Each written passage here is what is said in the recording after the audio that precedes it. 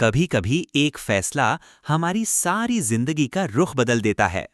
یہ کہانی ہے جاپان کے ایک معمولی مگر ایماندار مزدور کی، جو اپنی پوری زندگی محنت کرتا رہا، مگر آخری دنوں میں اس نے جو غلطی کی وہ اسے عمر بھر یاد رہی۔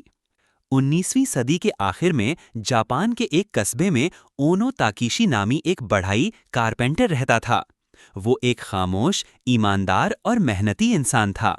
اپنی جوانی، بڑھاپا سب اس نے دوسروں کے گھر بناتے بناتے گزار دیے۔ اونو دن رات محنت کرتا، ہاتھوں میں چھالے ہوتے مگر شکایت نہ کرتا۔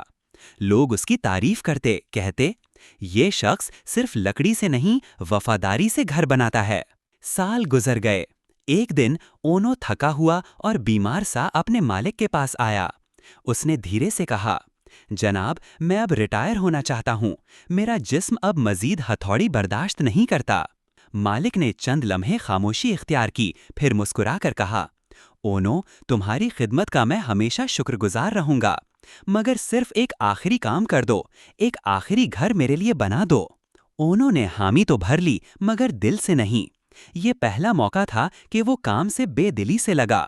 سستا سامان خریدا، دیواریں جلدی میں کھڑی کی، کیلیں صحیح نہ لگائیں، چھت بھی معمولی سی تھی۔ وہ چاہتا تھا کہ یہ جلد مکمل ہو تاکہ وہ آرام کر سکے۔ بالآخر گھر مکمل ہو گیا۔ مالک آیا، کچھ دیر گھر کو دیکھا اور پھر اونو کے ہاتھ میں چابی تھماتے ہوئے کہا، یہ تمہارے لیے ہے اونو، یہ تمہاری زندگی بھر کی خدمت کا انعام ہے۔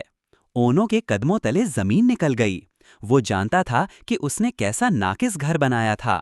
اس نے سوچا، کاش میں جانتا یہ گھر میرا ہوگا تو میں اپنی جان لگا دیتا۔